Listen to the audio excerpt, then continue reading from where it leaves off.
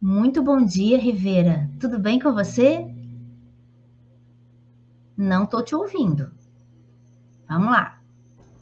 Olá, agora sim. Bom dia, Rosângela. Muito Bom bom dia. dia. Deixa eu apresentar para a nossa audiência. O Rivera Vieira, gente, é um advogado trabalhista do SLPG Advogados Reunidos e ele é assessor jurídico do Sintesp. O SLPG é um advogado que presta assessoria para diversas entidades estaduais e nacionais. Então tem um conhecimento profundo do que é trabalhar com direitos de servidores públicos. Olha quem já está aqui nos nossos bastidores. Vamos incluir aqui na nossa sala a presidenta do Sintesp, Marlete Gonzaga. Seja muito bem-vinda, Marlete. Tudo bem com você? Oi, Rosângela, obrigada. Bom dia a Rosângela, ao Rivera, a todos os ouvintes do Desacato. Desculpa, eu aqui às vias estou desde cedo tentando, esperando aqui para entrar. E Querida, não estava acontece. dando. Acontece. Não tem problema. O mais importante é que você está aqui conosco e que nós vamos conversar sobre esse tema tão importante. Eu comecei hoje o jornal dizendo para as pessoas que, por exemplo, aí eu não sou servidora pública, eu não tenho nada a ver com regime jurídico único. Pois é, mas eu vou explicar para você que está aí nos acompanhando, e se você, inclusive, está acompanhando, repassa o link dessa entrevista para os seus familiares, para os seus grupos de conhecido, para os seus grupos de WhatsApp, para todo mundo, porque esse tema tem a ver com a vida dos 99% que trabalham nesse país para continuar vivendo. Por quê? Porque o regime jurídico único ele foi criado para ser a forma de contratação dos servidores. E agora, com o fim dele, pode acontecer um patamar de precarização e desmonte dos setores públicos. Bom dia, Pablo Moscatelli, que não sou eu que vou falar, quem vai falar com todo conhecimento de causa é a Marlete, é o Rivera, mas eu queria dar para vocês a contextualização dessa alteração que aconteceu e que provocou essa possibilidade, né? Então, após mais de 24 anos de tramitação, o Supremo Tribunal Federal julgou a ação direta de inconstitucionalidade que foi encaminhada no ano de 2000 por diversos partidos que têm da ala, né, democrática do país. O PDT, o PSB, o PCdoB e o PT, visando a declaração da inconstitucionalidade da modificação que foi encaminhada pela emenda constitucional número 19, de 4 de junho de 1998. Em 2007, então, foi encaminhada uma emenda constitucional pedindo o fim do RJ1. Em 2007, em 2000, esses partidos entraram com esse pedido de que essa modificação fosse considerada inconstitucional, porque ela mexe em um item que está na Constituição. Em 2007, o Supremo Tribunal Federal concedeu uma liminar, suspendendo temporariamente a eficácia da alteração, mas agora, ele vai julgar o mérito, né? Ele tinha só dado o que a gente chama de uma decisão provisória, né, a liminar. Quando ele vai julgar o mérito da questão, ele não considera mais, ele acata, ele considera que pode mexer na Constituição e acabar com o regime jurídico único. Então, quando o Supremo decide pela constitucionalidade da modificação imposta por essa emenda constitucional, o Supremo autoriza União, Estados e municípios e Distrito Federal a admitir servidores por diversos regimes de ingresso. Ou seja, não é mais só através do regime jurídico único. Então, isso mexe profundamente com a organização do serviço público do nosso país. Marlete, eu queria começar com o Rivera, para ele dar, né, um pouco do arcabouço jurídico, porque tem modificações que atingem a questão tem reflexos sobre concurso público, sobre garantia de estabilidade, sobre negociação coletiva, sobre a organização sindical, sobre a proteção previdenciária. Então, muitas questões que atingem.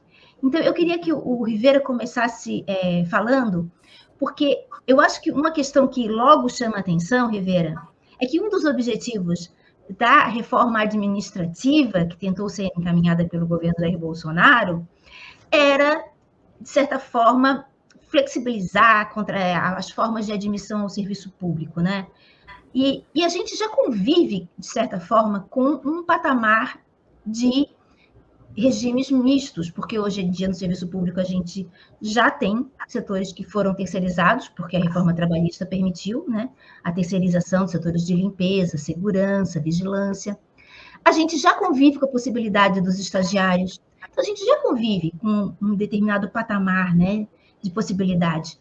Mas a reforma administrativa vinha para ampliar esse leque. E agora parece que conseguiu-se encaminhar isso via infraconstitucional. É isso, Rivera? Eu queria que a gente começasse tratando sobre isso. É a reforma administrativa por outro caminho? Bom, então, mais uma vez, bom dia a todas e todos, né? Registrar aqui a satisfação de estar no JPT, nesse espaço democrático de informação para a classe trabalhadora. A honra de estar com a Marlete, nossa presidenta aqui, né? Mulher de luta aí, que representa os servidores públicos do Estado de Santa Catarina, né? E ter a possibilidade de trazer informações aí para os trabalhadores do que ocorre, né? O que pode ocorrer a partir dessa decisão do Supremo. E a introdução que a Rosângela nos coloca é fundamental para a gente entender o que representa e qual a finalidade, né, primeiro, dessa situação, né, do embate entre os interesses da classe trabalhadora, que conquistou na Constituição de 88, né, a instituição do regime jurídico único, né, garantia de direito para os servidores, né, Constituição de carreira, Constituição de igualdade de remuneração e estrutura da carreira, mas também, né, na mesma medida, garantia para a população, né, de receber serviço público de qualidade, de receber serviço público com segurança, né, e são os servidores que vão entregar o direito, né, à população. E, nesse sentido, a emenda 19, ela reflete o interesse do capital, né, a política neoliberal de reforma administrativa lá, intentada pelo governo Fernando Henrique, né, 98, e o Supremo Tribunal Federal, agora, como a Rosângela bem colocou, depois de mais de 20 anos, né, de suspensão dos efeitos da emenda, aplica, né, resolve o problema, na verdade, entrega o que o capital exigiu, né, vem com esse modelo de uma suposta modernização e flexibilização das relações do Estado com o servidor público, né, e derruba a obrigatoriedade do regime jurídico único, né. Com isso, abre possibilidade da contratação das maiores, qualquer hipótese de contratação, né, a terceirização, amplamente o uso do contrato temporário, são situações que o Supremo já permitiu, na verdade, né? O Supremo vem ao longo dos anos aplicando as reformas administrativas que a classe trabalhadora consegue barrar na luta, né? Mas o Supremo vem e depois o Congresso legisla e tenta colocar essas normas, né? Mas acaba que o Supremo vem autorizando, né, convalidando essas medidas que são inicialmente políticas, né? Então, o Supremo legislando.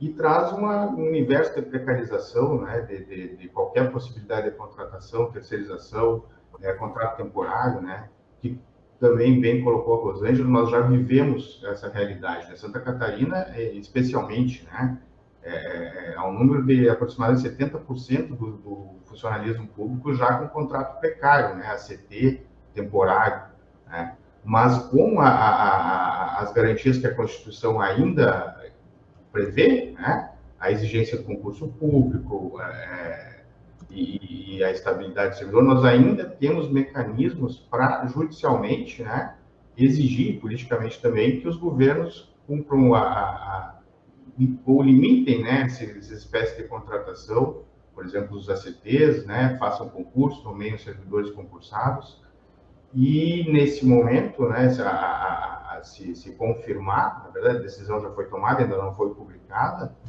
mas se estabelece uma liberdade ampla, né? Vale colocar que a decisão ela não determina o fim a obrigatoriedade, não seja seja permitido ou não seja possível estabelecer o regime jurídico, né? Ela amplia as possibilidades e também não afeta os contratos já vigentes, os vínculos dos servidores que já estão vinculados com o serviço, né? Mas traz uma série de problemas, por exemplo, a questão previdenciária, né? Ao não colocar o ingresso de novos servidores, né, serem contratados pela CLT, por exemplo, acaba a possibilidade de ingresso da contribuição para as aposentadorias futuras, né? Então, acaba resultando na falência do regime próprio de previdência, né?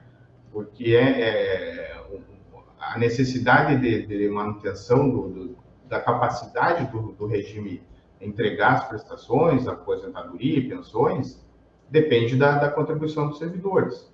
Então, se não entra mais servidores, não há contribuição e se justifica a alteração, a instituição de contribuição extraordinária, aumentar o confisco, né, que já existe, e, ao final, na pior das hipóteses, levar todos os servidores para o regime geral de previdência, né, que isso a emenda constitucional 103, né, a terrível reforma, contra-reforma da Previdência, já tem lá, né, um dispositivo que permite, por lei, né, em situações de insuficiência de recursos, que seja alterada, né, o regime de previdência para o regime geral. Então, é algo... Não vou me estender muito aqui, a gente pode continuar na conversa, né? Mas um dos principais reflexos, além dos prejuízos à carreira do servidor, à garantia da prestação do serviço de qualidade, é um grande prejuízo para o regime próprio da Previdência, né? Porque leva as novas contratações para o regime geral, né? O terceirizado ou o ACT, eles não contribuem para o regime próprio, né? Então, fragiliza, né, a possibilidade da manutenção e continuidade do regime próprio da Previdência. Vou ficar por aqui para não me estender muito na possibilidade. Exato, a gente vai aprofundando com o andar da carruagem. Marlete, isso que o Rivera colocou é exato, né? Se atualmente a gente já tem um patamar de precarização, tendo o RJU, imaginem como os gestores públicos vão se utilizar dessa possibilidade para novamente tornar o serviço público aquela questão que eles utilizavam abertamente até surgiu o RJU, gente. Haviam as contratações, as vagas de trabalho no serviço público eram utilizadas pelos políticos nas suas campanhas como uma, né, na troca ali, na troca do voto. Então, ou seja, os cargos públicos eram utilizados politicamente e principalmente politicamente. Então, acaba com a impessoalidade, com a capacidade, com a possibilidade de carreira, com a possibilidade de um atendimento de qualidade, porque o que acontece? Se é vaga política, né? Muda o político, muda o servidor. Então, Marlete, imagina o prejuízo para a população dos serviços se, como diz o Rivera, esse acórdão sair publicado da forma como está parecendo que ele vai sair. Então, eu acho que tem um aspecto muito importante que o Rivera até citou, que a gente precisa colocar. Isso não é uma situação muito grave, eu acho que, e não é uma questão apenas de interesse do servidor público, apenas de carreira do servidor público, é das políticas públicas, né? É a precarização das políticas públicas. E aí a gente tem que voltar o tempo um pouco do golpe da presidenta Dilma e ver que esse golpe aconteceu para trazer a precarização dos trabalhadores, para os trabalhadores, dos seus direitos, né? E foi um avanço muito grande em cima de direitos conquistados. E o servidor público não ficou ausente desse ataque. E a gente conseguiu, com muita luta, segurar a PEC 32, que ela ia fazer a terra arrasada, né? Era uma terra arrasada, a PEC 32. Foi muita luta e a gente conseguiu engavetar, pelo menos segurar. Porém, ela a conta-gotas está acontecendo, né? A gente percebe que a conta-gotas ela está acontecendo. E como já foi citado, eu sou uma remanescente do serviço público de antes do regime jurídico único, né? E eu sei o que era ser servidora pública naquele momento, onde até um vereador fazia um ataque à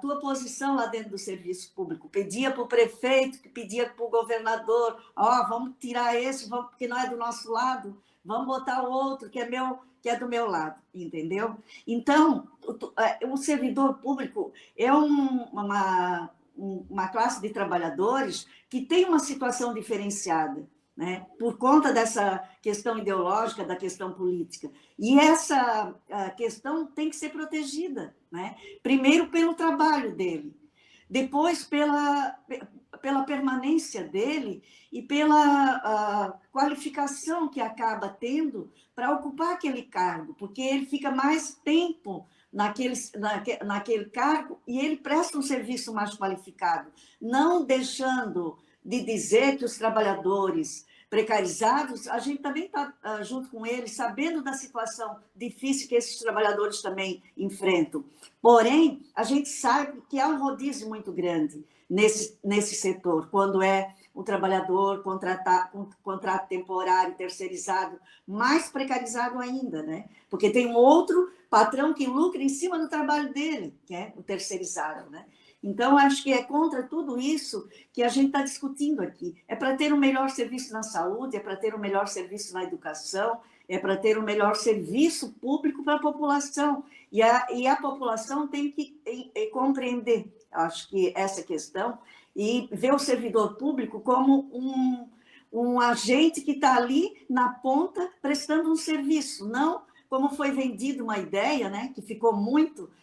tinha até um presidente da República que fez campanha em cima do serviço público, que foi o Collor, de que era o Marajá, o caçador de Marajá, como se o servidor público fosse esse Marajá, né, que está ali com altos salários, com privilégios e fazendo o mínimo possível, né? Esse servidor público não existe na sua maioria. Não quer dizer que não tenha exceções de pessoas que se aproveitam, né?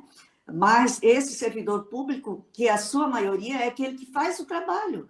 A população está sabendo disso, porque ela recebe hoje lá no posto de saúde, tem alguém para atender o trabalhador. Hoje lá na escola tem uma professora para atender o seu filho na escola, né? Hoje tem alguém arrumando uma estrada, que eu sou da Secretaria de Infraestrutura, que está ali fazendo a manutenção para dar condições para que tu tenha uma viagem segura. Então, acho que isso tudo está nesse debate e é aos poucos mesmo de precarizar o serviço público e esse setor ser sugado, né, pelos interesses financeiros do tal mercado, né, do tal mercado, e tomar conta disso tudo, porque a verba pública é uma verba que é cobiçada, né? A verba da saúde, a verba da educação. Então, isso sendo público, é um interesse direto, que vai direto para a população. Isso sendo privado, tem o lucro de quem vai prestar esse serviço, né? E esse lucro que é a cobiça. Então, acho que nós, servidores públicos, temos que fazer esse enfrentamento, de estar unificados, e nós estamos, né, fazendo esse debate unificado nacionalmente. Temos uma marcha a Brasília, agora dia 29, onde a gente vai estar fazendo também essa questão do serviço público, da mesa de negociação, que é uma outra questão que a gente também não tem garantida, a nossa mesa de negociação, para que a gente possa ter os salários nossos, no mínimo, né, compensados pela inflação, que hoje nós não temos. Só para citar, o governo Jorginho já está no seu 3º ano, e o servidor público estadual, nesses 3 anos quase de governo, 3, porque é o 3º ano, né? Porque a data base nossa é janeiro, nós não tivemos nem um centavo de reajuste salarial. nem um centavo de reposição salarial, né? Está se discutindo, mas não se chega a uma conclusão. O governo já está no 3º ano e que ainda não tem uma proposta de reajuste salarial, de uma política salarial para o servidor. Então, o servidor está cercado de todas as formas, em todas as frentes, né? Por esses interesses, que não são os interesses públicos. Marlete, só para reforçar um pouquinho essa questão que você falou das organizações sindicais, porque se a gente vai... se as contratações vão poder ocorrer por qualquer outro modelo, é óbvio que o gestor privado que o gestor público vai preferir os modelos via CLT, porque atualmente, inclusive, tem números que já há uma redução importante do número de servidores que são contratados, que estão naquele sistema antigo, né? Que tinha aposentadoria, que pode conquistar uma aposentadoria integral, porque desde 2016 que mudou a regra, Rivera, que foi todo mundo tem que aderir ao FUNPRESP, né? Então, essa também já foi uma derrota significativa, porque o servidor público deixou de ter a sua aposentadoria integral, ou seja, ele contribuía para ter integral, então ele contribuía mais para ter uma aposentadoria. Agora não, o governo abriu a possibilidade dos fundos de previdência, então é isso que o Rivera comentou, né, que a previdência do servidor público vai ficar fragilizada, porque a maioria dos servidores sendo contratados pela CLT, eles não vão estar contribuindo para o sistema próprio, e isso pode precarizar, inclusive, quem já está aposentado. Aqui em Santa Catarina, Rosângela, só para citar um exemplo, o governador Jorginho já fez isso. Ele tem hoje, os novos que entrarão no serviço público irão para um fundo, que é um fundo financeiro, de financiarização já da Previdência. Ou seja, ainda precarizando mais o previdenciário que já existe hoje, que eles dizem que está com um déficit. Então, o déficit vai aumentar, porque se cria um novo fundo para que entre os novos e não entre naquele fundo que vai ficar congelado até o último aposentado morrer, cada vez menos ativo vai ter para contribuir para aquele fundo.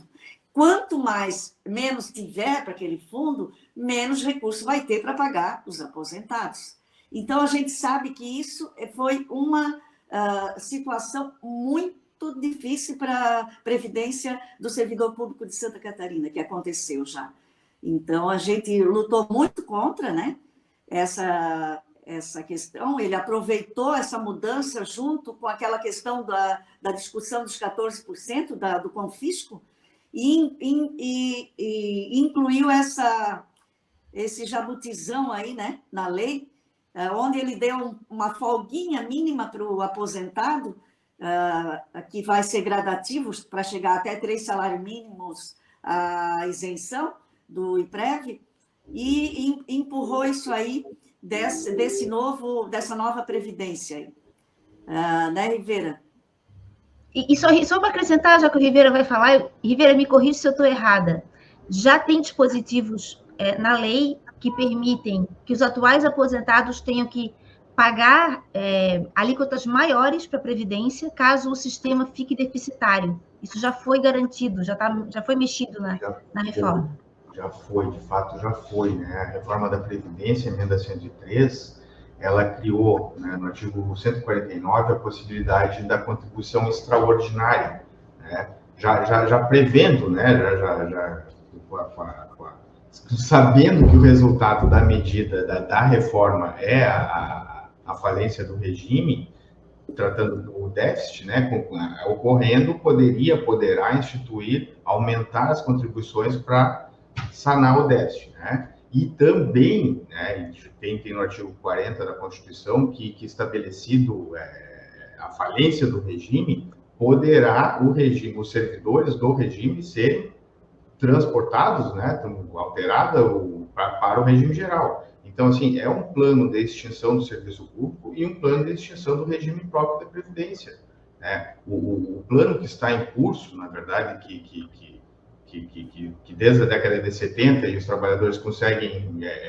impedir e ter algum avanço, conseguiram até o momento, na verdade, ele tem essa finalidade, de entregar o Estado para o capital, né, para o sistema financeiro, e extinguir e tratar, né, a previdência do trabalhador como também mais um mecanismo de renda, né, porque a primeira ideia da reforma da Previdência era a financiarização, a capitalização, né, e isso conseguimos barrar. Mas, aos poucos, vai trazendo condições de extinção do regime. Então, a luta é tanto para manter o sistema, né, manter o serviço público e a possibilidade da aposentadoria pelo regime próprio de previdência. Então, o plano vai sendo arquitetado e o Supremo, naquilo que o parlamento não teve condições de colocar, o Supremo vai autorizando, né, com decisões confirmando a constitucionalidade de normas que evidentemente contrariam a finalidade do sistema, né, que é garantir um Estado social, garantir condições dignas de vida para a classe trabalhadora, para a população, né, e a Previdência é algo essencial, fundamental, que não está nos planos do capital, né. Na verdade, ela quer tratar a Previdência tanto da população como mais um produto, né, como a saúde, como a educação, né. Então, o embate é da população como um todo, né, não só do servidor. Bem, a Marlete deu uma caidinha aqui. Eu falei para ela, Marlete, se você está me ouvindo, é só clica no mesmo link que você volta para a sala. Eu ia até fazer uma pergunta para ela, mas então vamos aqui com o Rivera, que eu queria, Rivera, você tocou num tema, assim, que eu queria aprofundar mais um pouquinho, que é a questão do direito à negociação coletiva e direito à greve. Por que mexe também nesses direitos? À medida, né? Por que tem essa mudança, né? Só que antes vamos incluir aqui a... Tá. Oi, Marlete, voltando. Oi, desculpa, caiu aqui na internet. Tranquilo. Já estamos Marlete, no final do horário, né? Não, já temos mais uns minutinhos. Eu perguntei para o Rivera, para ele aprofundar um pouquinho melhor, ele tocou na questão da negociação coletiva e do direito de greve do servidor público. Uhum. E eu queria que ele explicasse melhor para a nossa audiência aqui por que essa mudança, né, essa aprovação aí do Supremo, essa alteração, ela de liberar as contratações de diversas formas no regime no setor público, por que ela mexe com a negociação coletiva e com o direito de greve? Tá, ótimo, Rosângela. Na verdade, ela fragmenta a classe, né? Ela retira a ideia original de uma categoria unificada, com direitos iguais, com a possibilidade de negociação direta com o governo, né? Tratar com unidade as relações, os vínculos, né? Os direitos. Então, qual é a realidade, né? Um determinado órgão, tu tem servidores estatutários, tu tem servidores seletistas, temporários, terceirizados, e isso fragiliza a organização sindical, a possibilidade de negociar, porque são fontes de remuneração, sistemas de remuneração diferentes, são empregadores diferentes, né? Porque tu tem um patrão privado, né, remunerando grande parte dos trabalhadores, e cada vez menos servidores aptos a negociar e discutir com o governo a sua relação, né, os seus direitos, postular o reajuste, né? Então, assim, e fragiliza, inclusive, a estrutura sindical, né, que é algo que a gente tem que debater, né, tratando dessa realidade, reconhecendo a realidade que já existe uma fragmentação, né, de buscar as possibilidades de unificar a luta, né? Mas, essencialmente, é isso, né? E vai destacar, no Brasil ainda não está regulamentada a negociação, né? Algo que os servidores também devem ficar atentos, né? Pela luta, pela regulamentação da negociação coletiva, né? Na verdade, por lei, sim, mas efetivamente não, né? Então, assim, é algo que está no momento em debate, né? Para se garantir, né? Por exemplo, no estado de Santa Catarina, os servidores têm lei estadual que garante a database, a obrigação do Estado conceder o reajuste geral todo ano, né? Repor as perdas inflacionárias, mas o governo não se vê obrigado a sentar e conceder, né? Então, é algo que está dentro da negociação sem uma obrigação efetiva, né? Por exemplo, na iniciativa privada, se o patrão se nega a negociar, o trabalhador pode ir para o TST com dissídio coletivo, né? E obrigar essa negociação, né? Claro que sempre com umas condições, né, mais precarizadas, mas o servidor, efetivamente, hoje ainda tem uma lacuna, né, nessa garantia da negociação coletiva. E sem o regime jurídico único, muito mais frágil, né? Há, inclusive, disputas internas, né? Isso é uma realidade que a gente já verifica, né? Determinado servidor tem uma garantia maior, tem uma remuneração diferenciada, e o outro não tem garantia nenhuma, né? O ACT, por exemplo, o terceirizado, pior ainda, né? A remuneração muito inferior e sem estabilidade, né? É importante colocar, né? Sentar à mesa de negociação com estabilidade coloca o servidor numa outra condição, né? Ele não pode ser demitido, né? Como trabalhador da iniciativa privada, que se resiste, né? E isoladamente muito mais, mas o patrão sempre tem o emprego na mão para tensionar, né? E coagir o trabalhador a aceitar. Já o servidor estável, não, ele tem uma garantia, né? Que ele está exercendo um direito, né? De funcional de greve, por exemplo, né? Mas sem estabilidade, essa relação fica muito mais desigual, né? Porque hoje o servidor estável ele tem garantias especiais, né? E o plano é tirar essas garantias, né? Marlete, a gente está indo para os minutos finais dessa conversa, e o tempo voa, né? Aqui ele não passa, ele voa. E o Rivera tocou nessa questão do ataque à organização sindical. E aí eu quero que você fale do ponto de vista de uma sindicalista, da presidente do Sindicato dos Servidores do Estado, porque nos parece que é uma questão que vai afetar muito. Será que também é um dos objetivos dessa alteração? É acabar com a capacidade de mobilização dos sindicatos? Porque se tem uma categoria totalmente fragmentada, você reduz sensivelmente a possibilidade dela se unir e se mobilizar, né? Com certeza. E isso também veio junto com esse golpe, né, de ataque aos trabalhadores. A precarização também da organização sindical, os sindicatos com financeiro quebrado, né? Os sindicatos ficam mais frágeis também para poder promover a luta, a mobilização. A terceirização também e o contrato temporário também tira esse servidor do sindicato, né? Também diminui a capacidade do sindicato se articular e, obviamente, que fragiliza para a luta unificada. O Estado de Santa Catarina, nos últimos governos, ele praticou uma política salarial para a fragmentação dos diversos setores do serviço público estadual, porque ele substituiu a política salarial desde 2012 por gratificações. Essas gratificações, na verdade, não são consideradas aquelas gratificações verdadeiras, né? Que sempre existiu. Elas foram uma compensação por não ter política salarial. Só para ter uma ideia, a nossa tabela salarial hoje, do quadro do Executivo, geral do Executivo, está em R$820 o piso, né? Desde 2012 não tem recomposição desse quadro.